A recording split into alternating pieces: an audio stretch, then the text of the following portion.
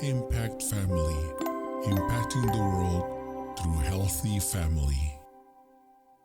Shalom saudara-saudara, berjumpa pula dalam Impact Family. Hari ini adalah kelanjutan renungan firman Tuhan dari yang kemarin ya, karena bahannya panjang.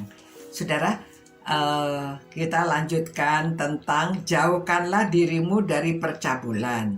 Ya, setiap dosa lain yang dilakukan manusia terjadi di luar dirinya, tetapi orang yang melakukan percabulan berdosa terhadap dirinya sendiri. Nah, saudara, apa yang mengganggu kalau orang jatuh dalam dosa percabulan? Dosa percabulan ini juga termasuk dalam pikiran. Ya, Tuhan Yesus mengatakan kalau kita masih berpikir saja menginginkan orang lain itu sudah termasuk berzina.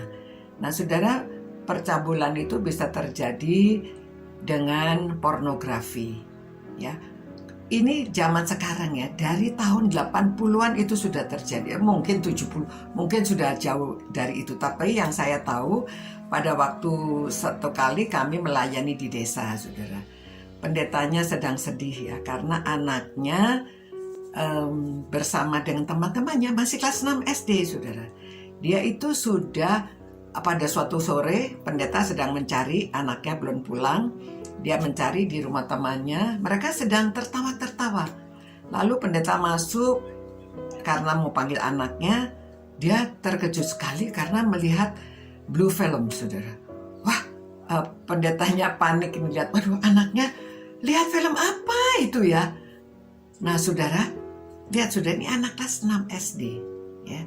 Dan anak itu menjadi susah diatur di rumah karena dia selalu ingin pergi ke rumah temannya, karena di rumah temannya tidak dilarang memasang film itu.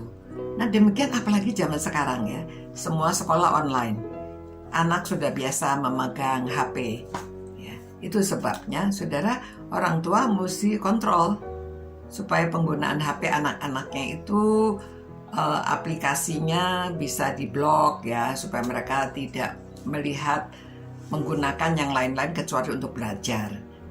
Memang kalau mampu, anak punya HP tersendiri khusus untuk belajar, tidak ada aplikasi lain-lainnya. Tetapi kalau tidak, ya orang tua supaya sama, supaya orang tuanya juga tidak menggunakan untuk melihat yang lainnya. Nah, saudara-saudara, memang kalau ya saya lihat di Amerika ini, mereka sekolah tuh dikasih komputer hanya untuk belajar. Ya, jadi itu sebabnya juga kalau anak-anak sendiri di dalam kamar itu yang berbahaya kadang-kadang ya, tidak bisa, orang tua tidak bisa melihat. Jadi ada baiknya belajar itu di tempat terbuka bersama-sama semuanya, sehingga pada waktu belajar, pada waktu apa yang mereka lakukan, orang tua dapat kontrol. Nah, ini juga terjadi untuk orang tua ya. Orang tua juga demikian, karena pernah di DPR juga ada orang yang sedang rapat ya, kesorot ya, waktu mereka diliput itu, dia sedang lihat pornografi ya. Tidak di Indonesia saja, di luar negeri juga ya. Tapi di luar negeri yang saya dengar, begitu di Senat itu ya, sudah melihat pornografi dan 2 orang itu langsung dipecat ya. Saya tidak tahu di Indonesia dipecat atau tidak. Tapi ini terjadi kan kepada siapa saja. Anak-anak, orang tua, itu membuat orang ketagihan, membuat orang otaknya tidak bisa berpikir. Jadi anak sekolahnya terganggu, anak suka marah-marah, itu otak berpikirnya tuh menjadi menciut ya, katanya shrink. Penjelasan Dr. Esra pasti itu juga diambil dari buku-buku yang dibaca.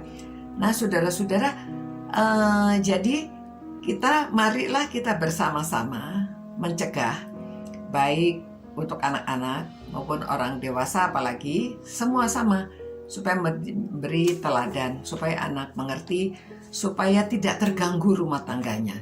Kalau sudah orang tua kena pornografi juga, suami istri terganggu. Kalau anak-anak itu juga terganggu, tidak bisa belajar, pikirannya sudah dikuasai oleh pornografi, Nah, ini kesulitan ya. Jadi mari kita bersama-sama mengatasi. Mari kita melalui membaca firman Tuhan ini kita tahu aplikasinya. Bagaimana kita mengaplikasikan apa yang diberitahu. Ayatnya 1-2 saja, tetapi prakteknya panjang ya. Kita akan mempraktekkan bagaimana caranya untuk menjaga tubuh kita ini. Ya banyak berdoa karena Roh Kudus ada di dalam tubuh kita. Jadi kalau kita berdoa dikuasai oleh Roh Kudus, pikiran kita juga diarahkan untuk belajar firman Tuhan, untuk dekat dengan Allah, supaya rumah tangga harmonis, kita dapat memuliakan Allah melalui tubuh kita. Kita dapat melakukan kehendak Tuhan dalam hidup kita. Jadi prakteknya kita bisa melayani, kita bisa bersama-sama dengan orang lain, bisa di gereja, di dalam masyarakat, kita semuanya menjadi lebih baik, dapat memuliakan Tuhan. Jadi saudara-saudara ya, supaya kita sungguh-sungguh mengerti dan mendalami dan mempraktekkan dalam keluarga, supaya firman Tuhan ini dapat kita lakukan dan bermanfaat untuk kehidupan kita. Ya, Tuhan mengasihi kita supaya hidup kita lebih baik. Tuhan, terima kasih Tuhan atas firman-Mu. Biarlah Tuhan tolong keluarga-keluarga yang merenungkan firman-Mu supaya segala sesuatu dapat kami praktekkan dalam hidup kami. Ampuni dosa kami Tuhan. Kalau orang tua kurang hubungan komunikasi dengan anak, Tuhan tolong supaya orang tua mengadakan waktunya dapat berkomunikasi dengan anak, begitu juga anak, supaya kami dapat menjalankan firman-Mu ya Tuhan. Sertailah kami semua jauh supaya kami dapat menjauhkan diri dari dosa percabulan. Sekali lagi ya Tuhan, terima kasih. Kiranya Tuhan sertai kami semua, biarlah nama-Mu dimuliakan melalui hidup kami masing-masing. Demi nama Tuhan Yesus kami berdoa.